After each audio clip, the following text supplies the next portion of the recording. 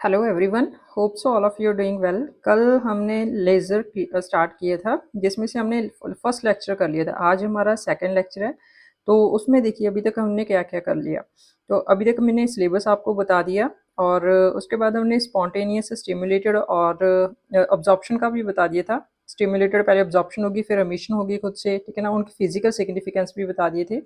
और लेज़र का main cause होगा हमारा स्टिमुलेटेड एमिशन, और इसका भी हमने पूरी अच्छी तरह से सिग्निफिकेंस करवा दिया था। और इसका हमने आपको टॉप निकालना भी सिखा दिया था, कि जो हमारा टाइम है कितने टाइम तक यहाँ पे हमारे नंबर ऑफ एटम्स रहेंगे, और उसके बाद एक्साइड करना शुरू कर देंगे, ठीक है ना। ये हमने टॉ इज इक्वल टू 1/A21 कर दिया था। और उसके बाद देखिएगा, ये देखिए हमने पूरा अच्छी तरह से फिजिकल सिग्निफिकेंस बताया था इसका, rate of change of time, ठीक है, स्टिमुलेटेड ऑब्जॉर्प्शन में, और आइंस्टाइन कोफिशिएंट भी हो गया था। ये हमने अभी तक सारा कर लिया, ठीक है। और अभी देखिए, और ये इम्पॉर्टेंट है, ये भी हमने कर लिया था। प्लैंक्स रेडिएशन जो कांस्टेंट था, ठीक है, उससे कंपेयर किया था। तो जो दोनों हमारे आइंस्टाइन कोफिशिएंट थे, उनका हमने A21/B21 निकाल दिए थे, ठीक है। तो उनकी रेशो भी कर ली थी, और कंडीशन ऑफ लेज़र की कंडीशन भी बताई थी कि कैसे निकालनी है। ये सब हमने अभी तक कर लिया। और स्टिमुलेटेड एमिशन की हमने दो मेथड बताने थे, आज करेंगे हम कि कहीं पे भी देखिए, अगर number of atoms excited state में जितने ज़्यादा होंगे, उतनी ज़्यादा हमारे लेज़र बीम अच्छे से बनेंगी। तो वो यहाँ पे वैसे तो हमारे दो स्टेट्स में से ग्राउंड स्टेट में इलेक्ट्रॉन जो एटम्स हैं वो रहेंगे। उसके लिए हमें ऑप्टिकल पंपिंग का यूज़ करेंगे, या फिर इलेक्ट्रिक एक्साइटेशन, दो मेथड होंगे एंड सेकंड हाईएस्ट स्टेट में एटम्स को रखने के लिए। तो उसके लिए पहले हम ये भी न्यूमेरिकल हमने कर लिया था। ये न्यूमेरिकल देखिएगा, इसमें आपको कन्वर्जन भी बता दिया था, क्योंकि यहाँ पे आपको वॉट दे रखा था, वॉट को हमने जूल में कन्वर्ट किया था, ठीक है। अभी तक ये सब हो गया, ये हम रिवाइज कर रहे हैं जो हमने अभी तक कल किया था। और उसके बाद ये क्वेश्चन आपको होमवर्क दिया था। तो अभी अगर जिसका आंसर मैच किया वो भी देख लीजिएगा कि कैसे करना है इसका। तो यहाँ पे देखिए क्वेश्चन में क्या था, two level system in a thermal black body environment can be decay from excited state by the spontaneous and thermally stimulated। देखिए हमने बताए थे कि टू लेवल सिस्टम में डिके होगा, या तो स्पॉन्टेनियसली होगा, खुद से एटम अपने आप सेकंड हाईएस्ट स्टेट से एक्साइटेड स्टेट से लोएस्ट स्टेट में आएंगे, या फिर थर्मली स्टिमुलेटेड होंगे, या हमें बाहर से एनर्जी देनी होगी इसको, ठीक है। तो उसके लिए इसने क्वेश्चन में ये पूछा है कि रूम टेम्परेचर पे, टेम्परेचर से इसने बता दिया कि 300 केल्विन पे फ्रीक्वेंसी बताइए कितनी, उस फ्रीक्वेंसी के बिलो किस फ्रीक्वेंसी पे, मतलब एक थ्रेशोल्ड फ्रीक्वेंसी होगी, उस फ्रीक्वेंसी के बिलो कहाँ पे हमारा स्टिम्युलेटेड एमिशन डोमिनेट करेगा। स्पॉन्टेनियस नहीं होगा, मतलब स्टिम्युलेटेड होगा, मतलब लेजर बनने के चांसेस हाई है किस फ्रीक्वेंसी पे, ठीक है। वो फ्रीक्वेंसी हमने निकालनी है। तो वो फ्रीक्वेंसी देखिए, पहले तो स्टिमुलेटेड और स्पॉन्टेनियस के हमने फैक्टर निकाल रखे थे, और ये आपको न्यू हमने ऊपर बता दिया था कि कैसे निकालना है, प्लैंक्स रेडिएशन से जब हमने कंपेयर किया था। तो यहाँ पे देखिए डायरेक्टली फॉर्मूला बेस्ड क्वेश्चन है ये, इसमें कुछ नहीं है। के बी क्या है, बोल्ट्जमैन कांस्टेंट है। बोल्ट्जमैन कांस्टेंट की वैल्यू हमें पता है ना, 1.38 इंटू 10⁻⁻23 जूल पर केल्विन। और टेम्परेचर भी आपको केल्विन में दे रखा है, अगर डिग्री सेल्सियस में दिया होता तो हम इसको केल्विन में कन्वर्ट करते, ठीक है। और Ln2 की वैल्यू आप लोग याद रखिएगा कि 0.6931 होती है, ठीक है ना, Ln2 की वैल्यू। और ये प्लैंक कांस्टेंट है, प्लैंक कांस्टेंट की वैल्यू 6.26 इंटू 10⁻⁻34 जूल सेकंड होती है, ठीक है, या फिर मीटर स्क्वायर केजी पर सेकंड होती है। और इसमें आपको बस वैल्यूज पुट करनी है और कुछ नहीं करना। केबीटी की वैल्यू निकालिएगा, केबीटी की मल्टीप्लाई आप लोग इसको याद रखिएगा, केबीटी की वैल्यू को हम इलेक्ट्रॉनिक्स में भी करेंगे कि केबीटी की जो इलेक्ट्रॉन वोल्ट में वैल्यू होती है वो 0.025 इलेक्ट्रॉन वोल्ट होती है, पर जूल में निकालनी है। तो जूल में, क्योंकि जूल में है ना, ये जूल सेकंड लिख देंगे, तो जूल सेकंड से जूल कैंसिल हो जाएगा ये, ठीक है ना। क्योंकि फ्रीक्वेंसी चाहिए ना, फ्रीक्वेंसी के लिए हर्ट्स चाहिए, हर्ट्स कितना होता है सेकंड इनवर्स, ठीक है, तो जूल सेकंड में लिखेंगे। तो केबीटी की वैल्यू जूल में कितनी होगी, ये दोनों वैल्यूज केबीटी की याद कर लीजिएगा, ठीक है। और या फिर वैल्यू अलग अलग से पुट करके ऐसे निकाल लीजिए। और KBT KBT की जितनी वैल्यू आई और LN2 को मल्टीप्लाई करिएगा, ये अप्रॉक्सीमेटली आपकी इतनी वैल्यू आ जाएगी। H की वैल्यू पता है और यहाँ पे वैल्यू पुट करिएगा, सब्स्टिट्यूट करिएगा। यहाँ पे हमने कैलकुलेशन आपको, यहाँ पे देखिए हम सिर्फ यहाँ पे ओनली मैथमेटिकल कैलकुलेशन नहीं करेंगे, यहाँ पे यूनिट की भी कन्वर्जन करवा रहे हैं कि कैसे यूनिट से यूनिट कन्वर्जन करके, जैसे फ्रीक्वेंसी पूछा है, फ्रीक्वेंसी की यूनिट क्या होती है, हर्ट्स। तो इतनी सारी यूनिट्स में से हर्ट्स कैसे बना फ्रीक्वेंसी, ठीक है ना। SI यूनिट्स, CGS यूनिट्स का कन्वर्जन आपको पता होना चाहिए, ठीक है ना। वो हमने यहाँ पे पहले आपको जैसे क्वेश्चन फर्स्ट किया था उसमें हमने कन्वर्जन किया था यूनिट्स का, ठीक है ना, फिर आपको कैंसिल करके दिखाया था। और सिमिलरली हर क्वेश्चन में हम ऐसे ही करेंगे कि कैलकुलेशन पार्ट भी अच्छे से सॉल्व करेंगे, ठीक है। ओनली फॉर्मूला बेस्ड नहीं करेंगे, कैलकुलेशन भी आगे के कैसे करनी है, कैसे शॉर्ट ट्रिक्स होंगी, वो भी सब डिस्कस करेंगे। तो केबीटी की हमने आपको वैल्यू बता दी थी कि इसको याद रखिएगा, ठीक है। 0.025 इलेक्ट्रॉन वोल्ट या फिर 4.1 करके हमने उसकी जूल में वैल्यू बता दी थी आपको। और LN2 की वैल्यू और साथ में ये आपकी पूरी वैल्यू होगी। KBT LN2 की वैल्यू ये वाली होती है, ठीक है। तो प्लैंक कांस्टेंट की वैल्यू की जूल से जूल कैंसिल हो गया, ठीक है। सेकंड इनवर्स हो गया, तो सेकंड इनवर्स से हमारा हर्ट्स हो गया। मतलब इस फ्रीक्वेंसी से कम हमारा जो स्टिम्युलेटेड एमिशन है वहां पे डोमिनेट करूंगा, ठीक है। स्टिम्युलेटेड एमिशन हमारा डोमिनेट करेगा स्पॉन्टेनियस से इस फ्रीक्वेंसी के बिलो, ठीक है। तो आपका होमवर्क क्या है, क्वेश्चन में आगे भी ये भी पूछ सकता है कि आप लैम्डा फाइंड आउट करना होगा। तो लैम्डा तो यहाँ पे फाइंड आउट कर सकते हो ना, C is equal to nu lambda करके। न्यू भी पता है आपको, C भी पता है, तो lambda is equal to C by nu करके हो जाएगा। और आपको इलेक्ट्रोमैग्नेटिक स्पेक्ट्रा होते हैं ना, जैसे gamma ray, X ray, UV rays visible, ठीक है ना, ये सब आपको याद रखने होंगे कि इनकी फ्रीक्वेंसी कितनी रहेगी, इनकी वेवलेंथ कितनी रहेगी और विजिबल की कितनी होती है, ठीक है। और अभी ये हमने कर लिया, ठीक है। ये तो आपका मेथड हो गया, मतलब प्रॉपर जाना। और बट अगर इतना टाइम नहीं होता ना तो आपको डायरेक्ट ही क्वेश्चन सॉल्व करना है इसको ऑप्शन से। ऑप्शन कैसे कैसे दे रखे हैं, 10⁻13, 8, 5, 11। थोड़ा ज्यादा डिफरेंस है ना, देखिए इनका भी डिफरेंस है, ठीक है ना, इसका भी आपस में डिफरेंस है, इसका भी कितना ज्यादा डिफरेंस है, ठीक है ना। तो मतलब ये नजदीक नजदीक तो नहीं है बिल्कुल भी, ठीक है कि हाँ ये बिल्कुल ही नजदीक है कि इसका आप ऑप्शन एलिमिनेट से नहीं कर सकते। तो इसके लिए अगर आपको डायरेक्ट इसकी फ्रीक्वेंसी की वैल्यू आपको ये पता चल गई, मान लीजिए फ्रीक्वेंसी मैंने 10⁻13 हर्ट्ज से ले ली, ठीक है ना। और मैंने टेम्परेचर निकालना है, तो किस फ्रीक्वेंसी पे टेम्परेचर मेरा 300 केल्विन आएगा वही मेरी फ्रीक्वेंसी एक्चुअल में आंसर होगा, ठीक है।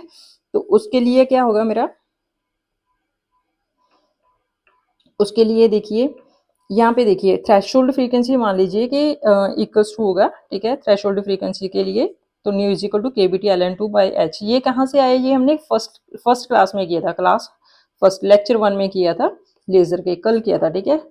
तो इसमें क्या होगा आपका H new upon KB LN2 T की वैल्यू आ गई, ठीक है ना। 1 बाय LN2 कितना होता है 1.44, तो T की वैल्यू कितनी होगी 1.44 H न्यू अपॉन KB। तो H की वैल्यू भी पता है आपको, KB की वैल्यू भी पता है, ठीक है। तो 1.44 इंटू H अपॉन KB की, मतलब ये पहले से याद रखना होगा अगर ऐसा क्वेश्चन आ जाएगा कि हाँ H अपॉन KB की वैल्यू कितनी होती है। तो 1.44 into 4.8 into 10⁻⁻11 H upon KB की वैल्यू बनेगी, इंटू न्यू आ जाएगा, ठीक है। अभी आपको क्या करना होगा, अभी सिर्फ आपको इसमें वैल्यूज पुट करनी होगी। वैल्यूज के इसमें पुट करनी होगी, जैसे ये बनेगा आपका 0.69 करके, ऐसा ऐसा करके कुछ वैल्यू बनेगी। तो उसमें इंटू 10⁻, अभी फ्रीक्वेंसी -11, ये तो आपका है H अपॉन KB की वैल्यू आ गई। और साथ में क्या है आपका न्यू की वैल्यू पुट करते रहिएगा। 10⁻, ये टेम्परेचर लिख रहे हैं, ठीक है। तो इसमें आप लोग पुट करिएगा कि 10⁻13 पुट करके देखा, 10⁻8 पुट करके देखा, 10⁻5, 10⁻11। जब आपने 10⁻13 पुट करके देखा, ठीक है, तो टेम्परेचर 691 केल्विन आया। तो बट टेम्परेचर तो कितना बोला था उसने, 300 केल्विन बोला था ना, तो हमने ठीक है रख लिया कि हाँ ऐसा हो सकता है। और उसके बाद ये देखिए, मतलब आपको अगर कैलकुलेशन ये भी मतलब ज़्यादा नहीं है, अगर आप इस जो पावर वाली टर्म है इसको भी ध्यान में रखिएगा। देखिए 10⁻⁻11 इंटू 10⁻13, इसमें 10⁻2 आएगा, मीन्स डेसिमल के बाद मतलब 2 पॉइंट तो बनेंगे, ठीक है ना, 2 पॉइंट्स तो बनेंगे। बट यहाँ पे देखिए 10⁻11 इंटू 10⁻8, तो ये कितना बन रहा है यहाँ पे देखिए 0.69 था ना इधर हमारी वैल्यू, तो ये कितनी बनेगी 0.0069 केल्विन, मतलब बहुत ज़्यादा स्मॉल है, ठीक है ना।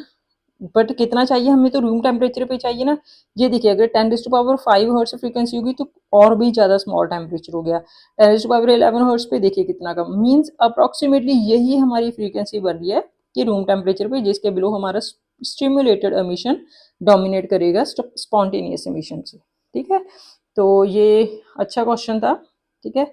ये प्रीवियस ईयर के क्वेश्चन करवा रहे हैं हम, खुद से नहीं है ये क्वेश्चन, ठीक है। और ये क्वेश्चन हमारा हो गया था, वो होमवर्क में दिया था हमने। और इसमें आप कल हम इसमें अपलोड करना भूल गए थे कि A21 आएगा, यहाँ पे A21 की वैल्यू ये वाली थी, ठीक है। तो अभी देखिए, अभी आज का कंसेप्ट है कि 2 level laser system is possible और नॉट। 2 लेवल लेजर हमारा पॉसिबल है या नहीं, इसके लिए आपको हम कंडीशन रखते हैं कि प्रूव कैसे करें कि हाँ 2 लेवल लेजर कर सकते हैं या नहीं। इसके लिए मतलब एक्साइटेड स्टेट में हम कितने जितने ज़्यादा हाईली, हमें तो यहाँ पे ज़्यादा एटम्स, नंबर ऑफ एटम्स चाहिए ना एक्साइटेड स्टेट में, तभी तो हमारा स्टिमुलेटेड इमिशन करवाते हैं हम।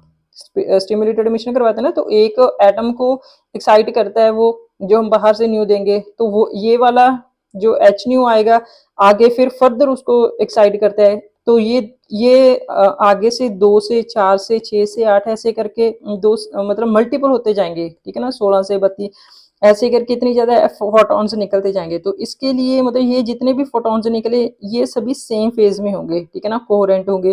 तो इसी की वजह से तो हमारा स्टिमुलेटेड इमिशन की वजह से तो हमारा वो बन रहा था, लेजर बन रहा था ना, ठीक है।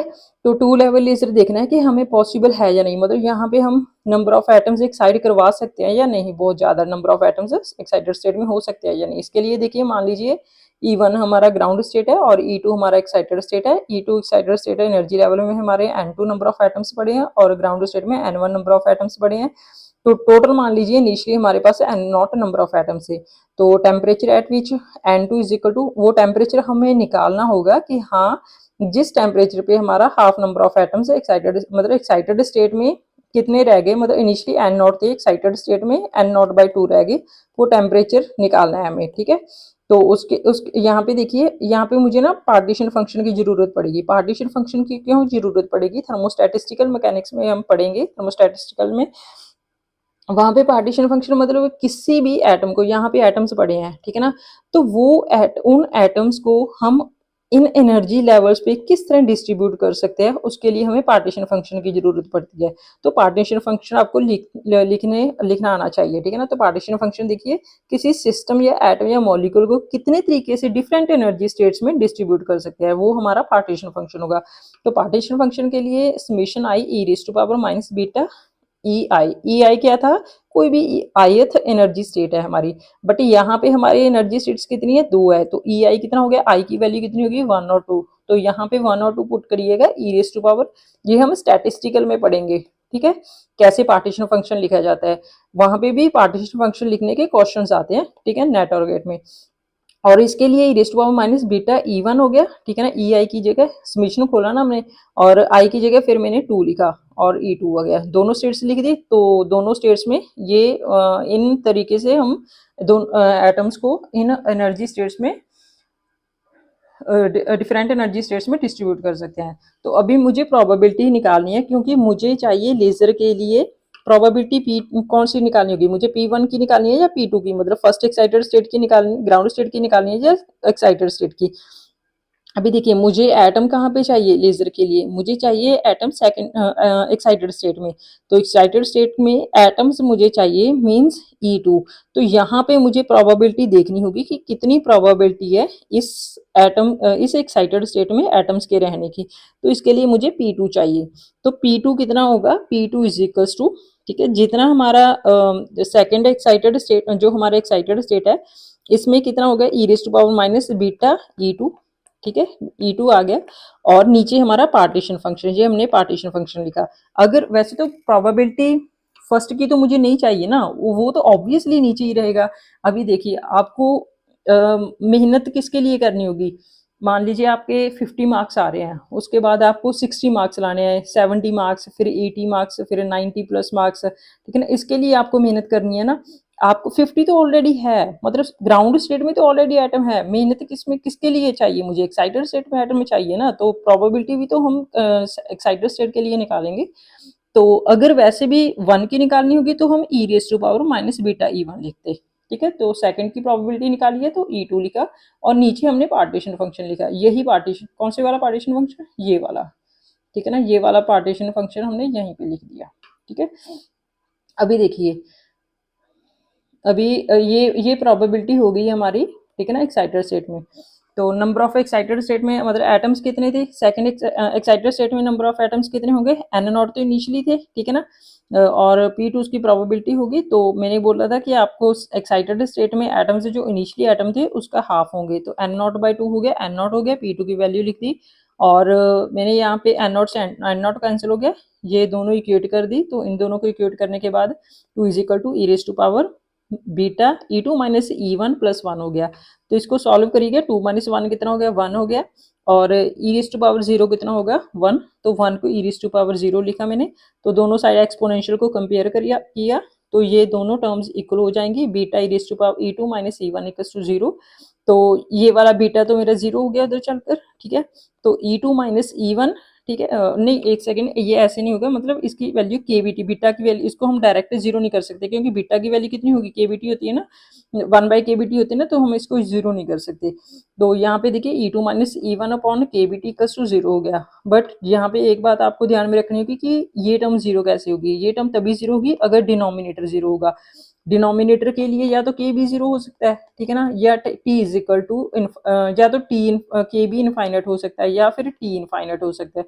के भी तो इनफाइनाइट नहीं है क्योंकि इसकी वैल्यू मैंने आपको बता दी कि 1.38 इंटू 10⁻⁻³ होती है, ठीक है।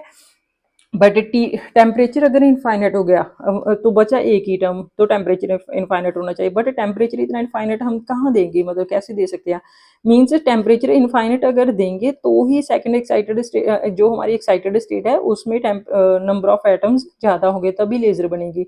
इसीलिए सेकंड जो हमारी 2 लेवल लेजर है उसको हम T is equal to infinite नहीं प्रोवाइड कर सकते, तो एक्साइटेड स्टेट में नंबर ऑफ एटम्स नहीं हम हाई प्रोवाइड कर सकते हैं, तो उसकी वजह से हमारा 2 लेवल लेजर नहीं possible, 2 level laser not possible, ठीक है ना, नॉट पॉसिबल। तो इसमें आपको ये बात ध्यान में रखनी होगी कि क्यों नहीं पॉसिबल है हमारा 2 लेवल लेजर, ठीक है। तो इसके लिए मुझे मेटास्टेबल स्टेट चाहिए, मेटास्टेबल स्टेट के लिए 3 और 4 लेवल, मतलब कुछ टाइम यहाँ पे वो ज़्यादा टाइम व्यतीत कर रहे हैं, हमारे जो एक्साइटेड स्टेट वाले एटम्स है यहाँ पे ज़्यादा टाइम डिवोट करेंगे, तो वो मेटास्टेबल स्टेट होगी, ठीक है ना। तो उसके लिए आगे हम देखिए, आगे देखिए हीलियम नियॉन लेजर करेंगे। हीलियम नियॉन लेजर क्या है, एक गैस मिक्सचर है जिसमें हीलियम और नियॉन होता है। हीलियम हमारा हीलियम उसमें ज़्यादा अमाउंट होती है हीलियम की, और नियॉन की कम अमाउंट होती है, ठीक है ना। 10:1 में ये हीलियम नियॉन लेजर में होती है, ठीक है। तो जो हीलियम एटम्स होते हैं वो लेजिंग एक्शन होते, लेजिंग एटम्स होते हैं, मतलब इन्हीं की वजह से लेजर बनती है, ठीक है ना। पॉपुलेशन इन्वर्जन वाया, इस पॉपुलेशन इन्वर्जन देखिए मैंने 2 तरह से करवाया था कि पॉपुलेशन इन्वर्जन आप 2 तरह से कर सकते हैं। पॉपुलेशन इन्वर्जन होता क्या है कि जैसे देखिए यहाँ पे ग्राउंड स्टेट में पड़े हैं, यहाँ पे तो मुझे कुछ मेहनत नहीं करनी पड़ेगी, एटम्स ऑलरेडी ग्राउंड स्टेट में पड़े हैं, मुझे यहाँ से लेकर एक्साइटेड स्टेट में एटम्स को लेकर जाना चाहिए क्योंकि मुझे लेजरिंग एक्शन करवाना है। तो लेजर के लिए मुझे ज़्यादा कहाँ पे चाहिए, ज़्यादा चाहिए मुझे एक्साइटेड स्टेट में। तो एक्साइटेड स्टेट में जाने के लेकर जाने के लिए मैं 2 मेथड यूज़ कर सकती हूँ, मतलब या तो हम कर सकते हैं इसमें इलेक्ट्रिक एक्साइटेशन वाला या ऑप्टिकल पंपिंग वाला, इलेक्ट्रिकल एक्साइटेशन वाला या फिर ऑप्टिकल पंपिंग वाला, ठीक है ना। ऑप्टिकल पंपिंग मतलब बाहर से कुछ एनर्जी देंगे, ठीक है ना, उससे हमारे जो ग्राउंड स्टेट वाले एटम्स हैं, ठीक है ना, वो एक्साइट करेंगे सेकंड एक्साइटेड स्टेट में। तो नियॉन में देखिए, नियॉन नियॉन कहाँ पे होगा, ये कैसे बनेंगे, ये एक्साइटेड होंगे कोलिजन विद हीलियम एटम्स। जब एक्साइटेशन होना शुरू हो जाएगा हीलियम एटम्स का, तो इनकी कोलिजन के कारण ये नियॉन वाले एटम्स भी एक्साइट होने शुरू हो जाएंगे, ठीक है ना।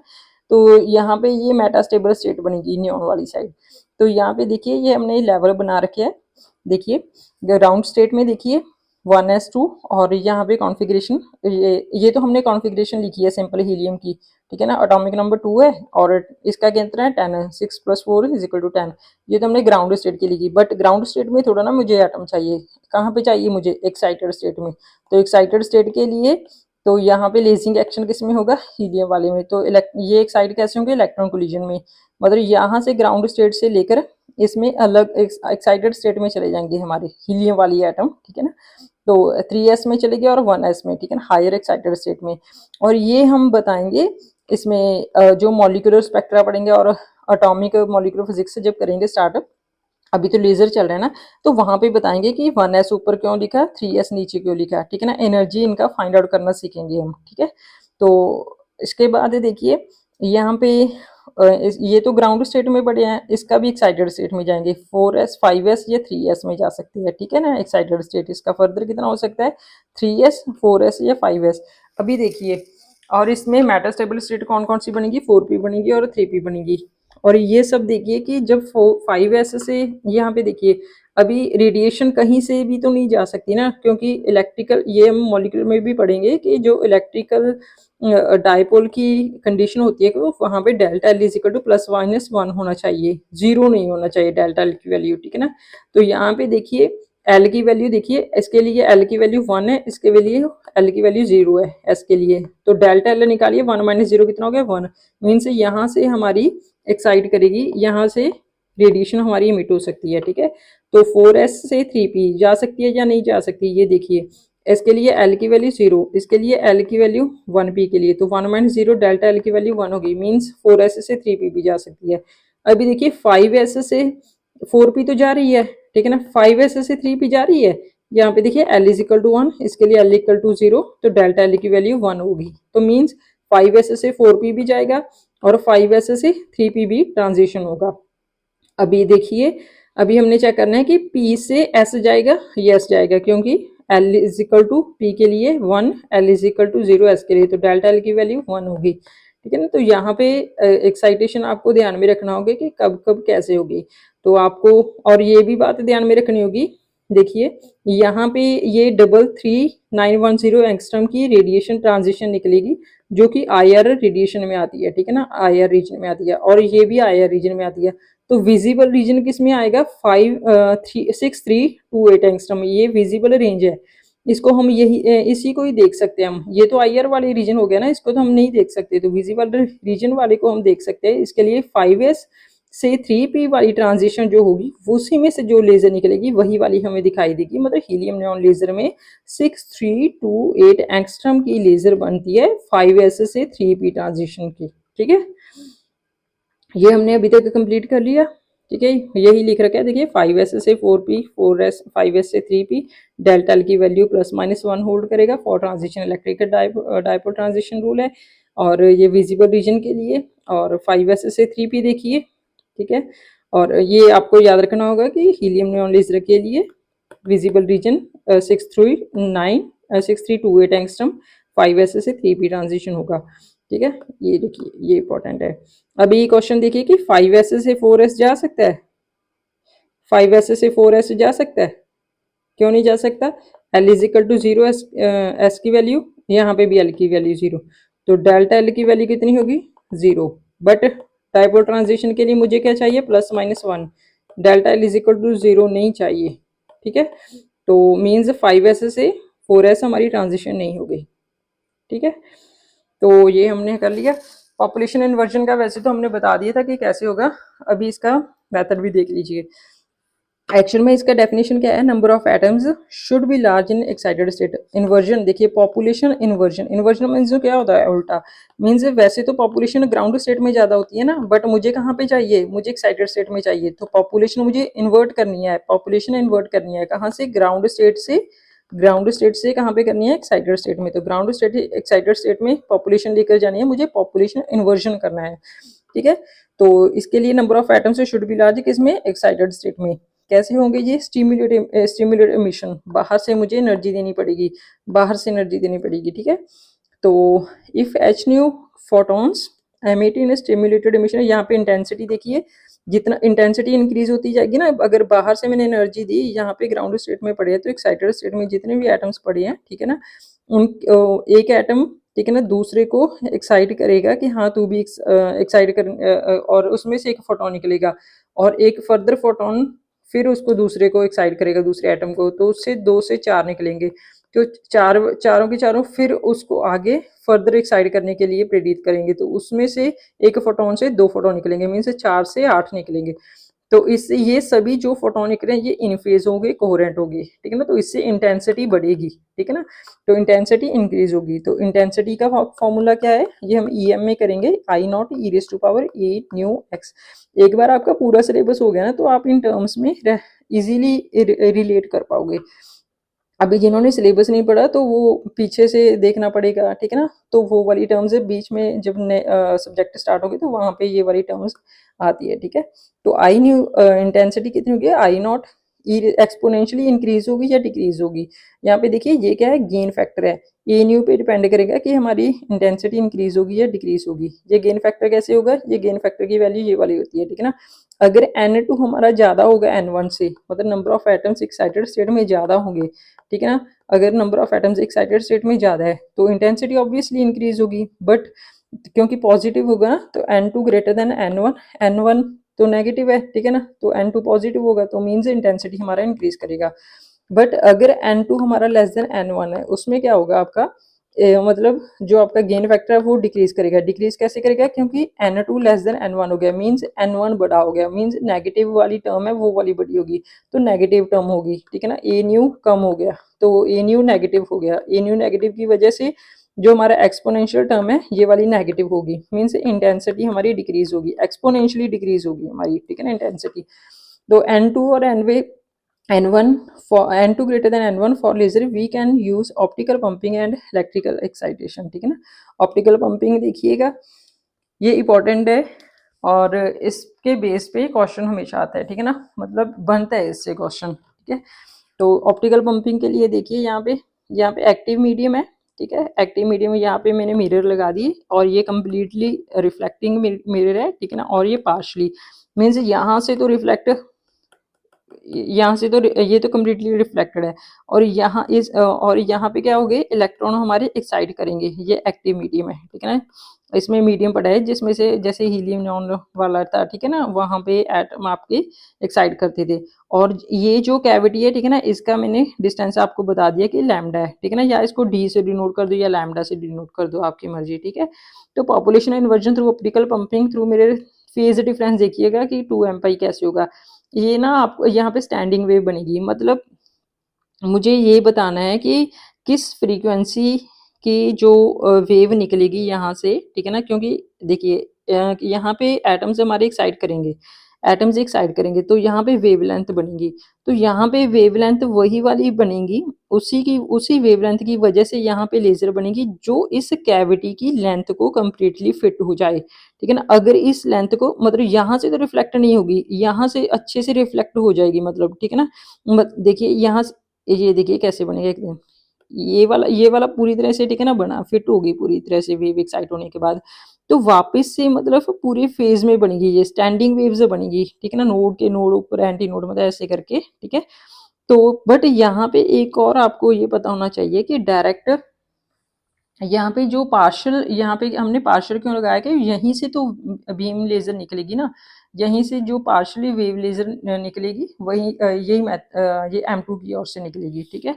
तो यहाँ पे देखिए फेज डिफरेंस 2 एम्पाई क्यों होगा, क्योंकि जो स्टैंडिंग वेव करेंगे हम ऑप्टिक्स में, मतलब जो हम इसका लास्ट पार्ट करेंगे इलेक्ट्रोमैग्नेटिक मैग्नेटिज्म में, उसमें हम बताएंगे कि फेज डिफरेंस कैसे निकालते हैं, जैसे इंटरफेरेंस में, डिफ्रैक्शन में करेंगे, ठीक है। तो वहाँ यहाँ पे आपको ये बात ध्यान में रखनी होगी कि फेज डिफरेंस तो 2 एम पाई हो गया, ठीक है ना। 2 एम फैक्टर है, एम की वैल्यू 1 2 3 4 कुछ भी हो सकता है, 2 पाई बनेगा ना फैक्टर पूरा 2 पाई, ठीक है ना। ये 2 पाई बनता है ना, ये देखिए, ठीक है। एक सेकेंड, ये वेव बनी, ठीक है ना, और फिर इसके बाद ये पूरी टू पाई फैक्टर बनेगा, ठीक है ना। 2 पाई फैक्टर, 2 पाई बाय लैम्डा कैसे बना, अभी अभी देखिए इसके बाद फेज डिफरेंस के बाद ये फेज डिफरेंस कितना हो गया, 2 पाई बाय लैम्डा, इतना ये कितना हो गया, ये हमारा ये कैविटी की लेंथ होगी इज इक्वल टू 2 एम पाई। तो लैम्डा की वैल्यू कितनी होगी, 2 से 2 कैंसिल हो गया, ठीक है ना, तो एम लैम्डा हो गया, ठीक है ना, पाई से पाई कैंसिल हो गया, एम लैम्डा।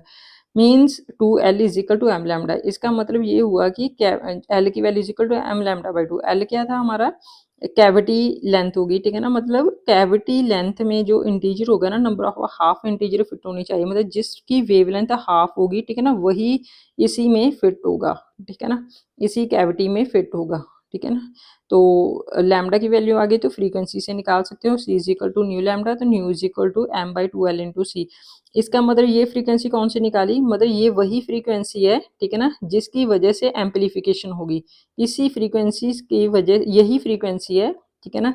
एम की वैल्यू 1 2 3 4 ऐसे करके होगा, इन्हीं फ्रीक्वेंसी पे हमारा जो लेज़र बनेगा, ठीक है ना, अदरवाइज हमारा लेज़र नहीं बनेगा, क्योंकि इन्हीं फ्रीक्वेंसी वाली जो वेवलेंथ्स है वो हमारी कैविटी में अच्छी तरह से फिट हो जाएंगी, क्योंकि रेजोनेंस होगी यहाँ पे, ठीक है ना, रेजोनेंस होगी, स्टैंडिंग वेव्स बनेंगी। तो लेजर कैविटी में वही फ्रीक्वेंसी एम्पलीफाई होगी, ठीक है ना, जो कैविटी की लेंथ में परफेक्टली फिट हो जाए, ठीक है ना, स्टैंडिंग वेव से बनेगा ये सब, ठीक है। तो यहाँ पे देखिए फॉर रेजोनेंस, ये हमने पूरा लिख रखा है, आप अच्छे से अपना स्टडी करिएगा कि for resonance when a wave returns after one round trip, one round trip के बाद जब लेजर वापस आती है, ठीक है ना, it must be in phase, ये वापस फेज में आएगी, ठीक है ना, विद द एग्जिस्टिंग वेव, जो पहली जैसी पहली वेव थी उसी फेज में वापस आएगी, ठीक है ना। For this to happen the total phase change it suffered by the wave in one round trip and integral multiple of 2 pi. But इसमें देखिए इंटीग्रल मल्टीपल ऑफ 2 पाई होगा ना, इंटरफेरेंस और डिफ्रैक्शन में और भी अच्छे से समझ में आएगा आपको।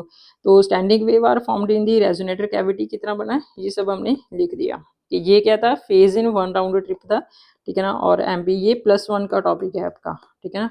अगर इसको समझने में दिक्कत हो रही है तो पहले +1 का पढ़िएगा कि हाँ वेव्स वाले टॉपिक में, ठीक है ना, स्टैंडिंग वेव कैसे फॉर्म होती है, तो अच्छे से और क्लैरिटी बनेगी, ठीक है ना। वैसे तो हम इंटरफेरेंस और डिफ्रैक्शन में कर लेंगे ये सब, वहाँ पे अच्छे से कंप्लीट हो जाएगा ये, ठीक है। तो अभी हमने क्या निकाला, हमने फ्रीक्वेंसी निकाली कि किस फ्रीक्वेंसी पे हमारी जो जो हमारी लेजिंग एक्शन होगा, ठीक है ना, जो कैविटी वाली वेव में अच्छी तरह से वेव्स फिट हो जाएंगी, वही वाली फ्रीक्वेंसी वाली वेव को हम एम्पलीफाई कर सकते हैं, ठीक है। और ये हमने एक्टिव मीडियम का डेफिनेशन लिख रखा है, ये आप देख लीजिएगा कि एक्टिव मीडियम ये पंपिंग वर्सेस, ठीक है, और ये एक्टिव मीडियम की डेफिनेशन लिख रखी है। कल हम रूबी लेजर करेंगे, आज इतना ही है, ठीक है ना, और परसों तक हमारा ये सब कंप्लीट हो जाएगा। उसके बाद हम इसके जितने भी हमारे CSIR, ठीक है ना, NET, GATE, JEST, TIFR, BARC, assistant professor, जितनी भी स्टेट्स के हैं मतलब, ठीक है ना, और लेक्चरार, इन सभी में लेज़र के जितने भी क्वेश्चन आ रखे हैं वो 4th या 5th लेक्चर में हम कंप्लीट कर देंगे, ठीक है ना, पहले ही हो जाएंगे कंप्लीट, क्योंकि अभी तक हमने हीलियम नियॉन लेज़र कर लिया, कल रूबी लेज़र कर लेंगे और पेंडिंग टॉपिक करेंगे जो भी हमारा टॉपिक पेंडिंग पड़े हैं। और इन टॉपिक को आप अच्छे से रिवाइज करिएगा, इसके बाद आपका लेज़र का एक भी क्वेश्चन नहीं छूटेगा, ठीक है ना। अभी तक हमने 3 क्वेश्चन कर लिए इसके, तो वो खुद से करिएगा, तो एक लेक्चर हम अलग से ओनली न्यूमेरिकल का लेकर आएंगे, ठीक है ना, लेज़र के बेस पे। तो आप अभी रिवाइज करते रहिएगा। Thank you so much. अगर कुछ नहीं समझ में लगा तो आप कमेंट करिएगा। Have a nice day.